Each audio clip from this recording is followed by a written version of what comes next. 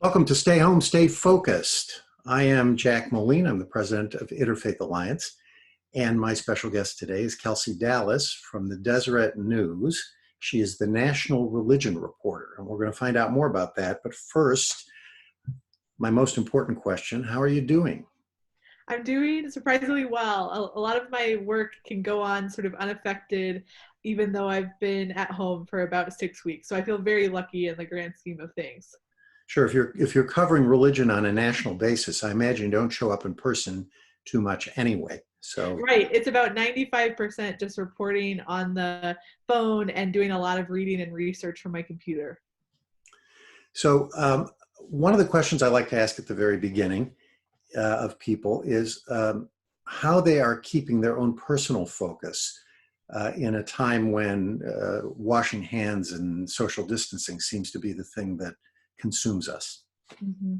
I'm trying to be very cognizant of what sort of hobbies or fun activities I'm using as a distraction because um, I'm someone who really needs that relief after the end of a work day and Sure. has to sort of hit the right spot with it. And so I found myself gravitating towards sort of sillier, lighter fiction books. A memoir right now from a guy who used to be on the Bachelor TV show that's sort of like a trashy type of book, and just silly sort of reality shows on TV. And that sort of helps calm the mind after grappling with some very serious issues 8 to 10 hours a day through my work.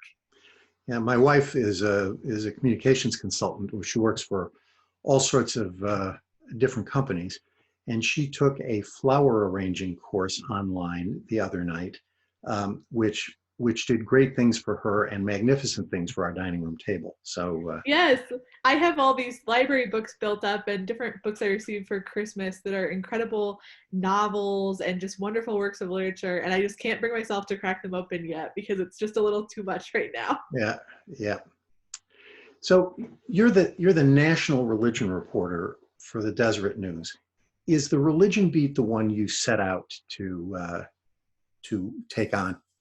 Yes, I actually came to journalism through a love of learning about religion versus caring about sort of the art of journalism, although I've certainly learned to respect it and be passionate about writing as I've been in this role. But I was an undergrad major in economics and English and sort of stumbled into religious studies as a junior. So that was sort of rare to sort of plop on this third major at the end of my studies.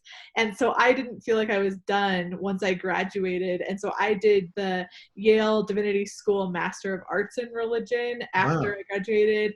And I knew that I wasn't really cut out for the academic route. I wasn't sure sort of how to keep going with this passion for studying religion.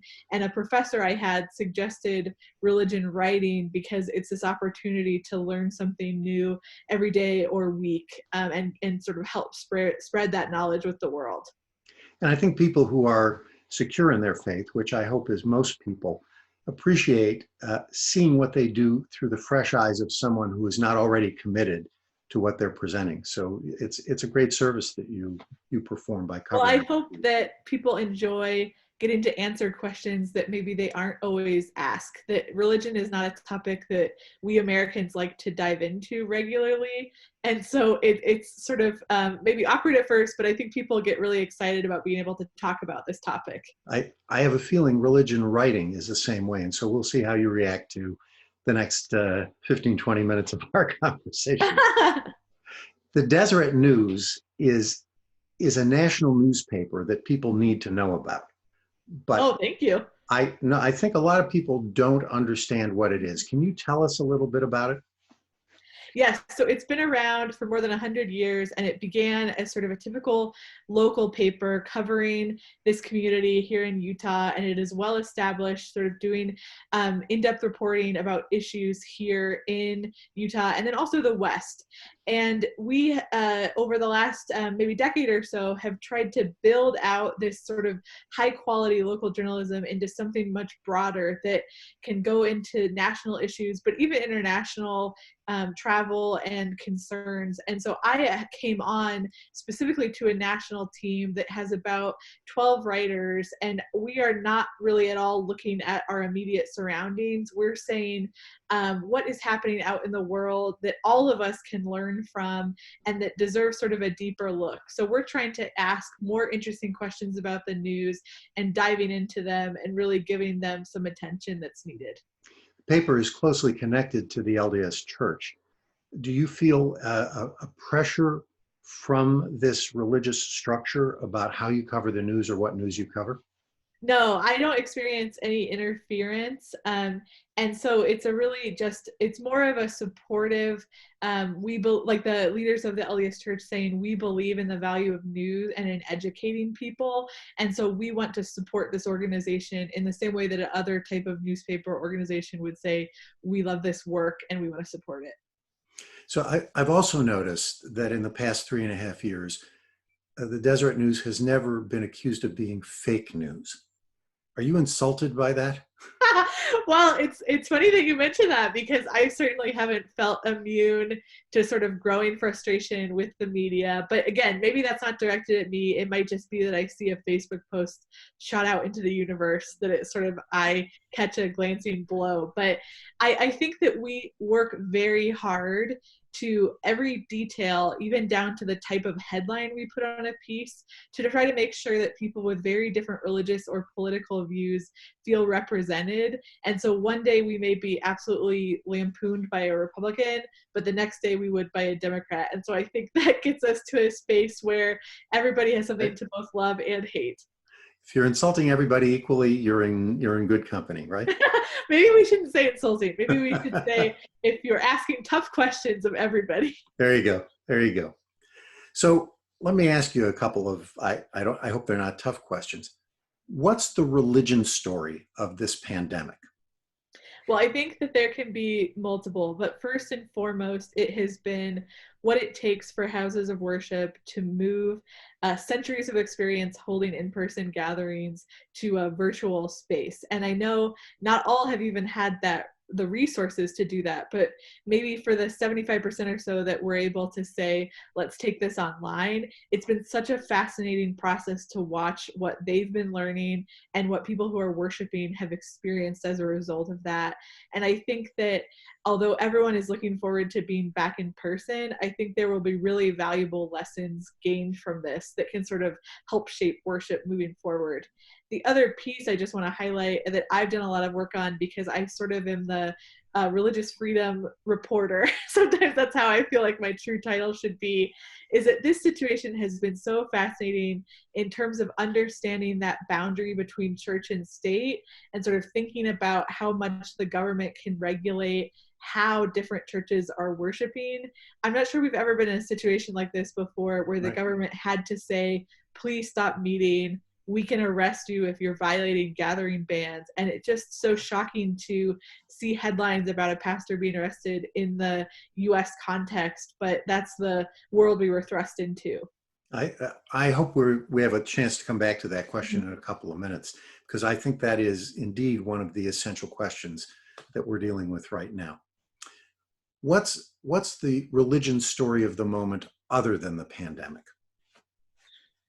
Well, we're about to have 2 weeks in a row of really high profile Supreme Court cases that touch on religion. So we're having these oral arguments by telephone, which is a sort of fascinating situation in its own right, that is yet another iteration of a battle over the Affordable Care Act's birth control mandate, and whether an organization that has a religious objection to providing birth control does need to include that in its employee health plans or not. And so it's sort of amazing that we're having that conversation yet again, but there are plenty of sort of questions for the Supreme Court still to work out. And the week after, we turn to this question about, if you're a religious school, how much power do you have over who you're hiring? And are you sort of facing the same discrimination complaints that other types of employers do if they fire someone for maybe uncertain reasons? And so that sounds so silly to bring those up in the context of, like you said, a global health crisis that we're just sort of like, let's talk about birth control coverage yet again. But it is a really important moment for the Supreme Court. And so that's sort of where I've shifted my attention at the end of this week, is to sort of write previews of those cases. Well, I have to tell you, one of the reasons that we're doing this series of conversations is so that people shouldn't forget that there is something else out there besides the coronavirus. And, Yes, and those two cases were named by the Supreme Court as sort of so essential that they needed to be squeezed in May, whereas other cases were shifted to the fall. right, right. And what's the religion story of the upcoming election? Oh my goodness, it's so complicated because you have this enduring and even some would say strengthening support for President Donald Trump by conservative Christians, most notably evangelical Christians that sort of brought him into office in 2016.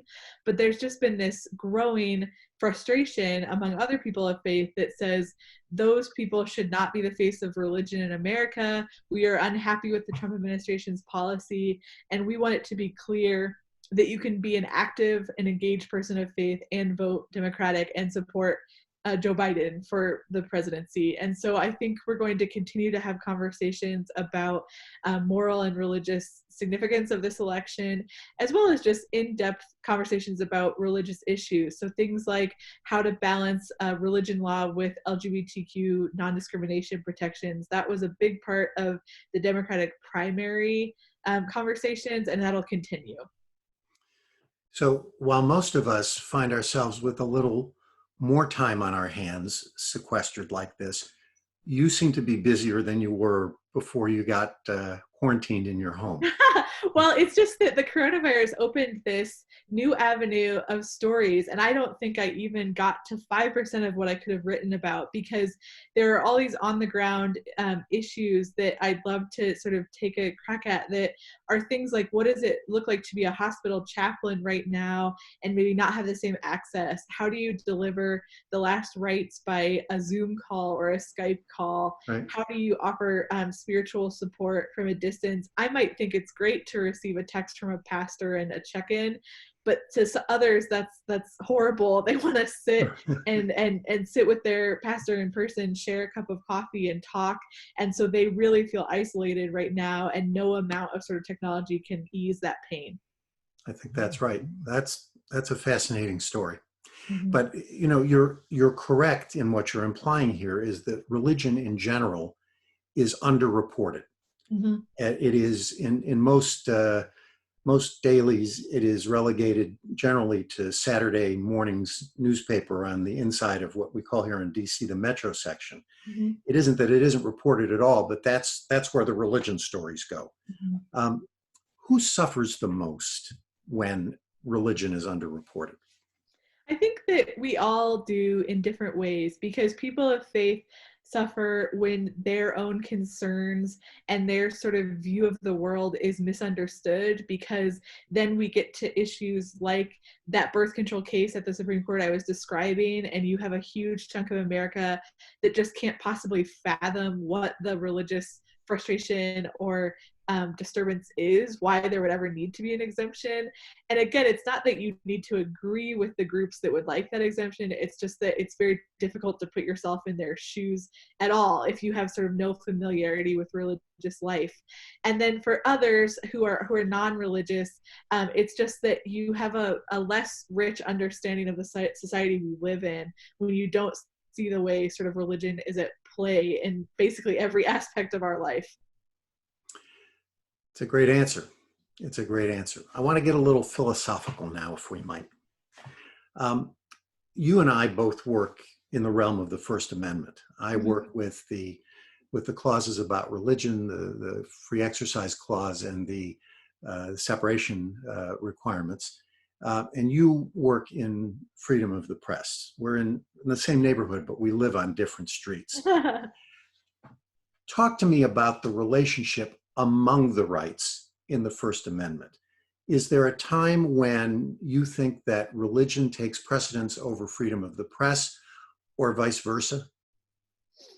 That's difficult to answer. I maybe we'll just stick with the idea that any threat to one of those rights in the First Amendment undermines everything that follows or everything else included. And so you need to sort of robustly uphold every piece of it in order to say the First Amendment is strong and supported by our leadership. But I talk to people regularly for these stories about the religious freedom issues that say because those religion clauses come first, they sort of deserve our first priority. And I see where they're coming from. Like I said, I sort of interview them regularly, but maybe I just land back at that place that says we need to be paying attention to all the different values in the First Amendment in order to ensure that there's sort of strength in the unification of them. There's a sort of Talmudic logic to trying to determine where the placing in the amendment, what that placement in the amendment means to the primacy of the various rights. But it's a real hard case to make from the original writings of the founders.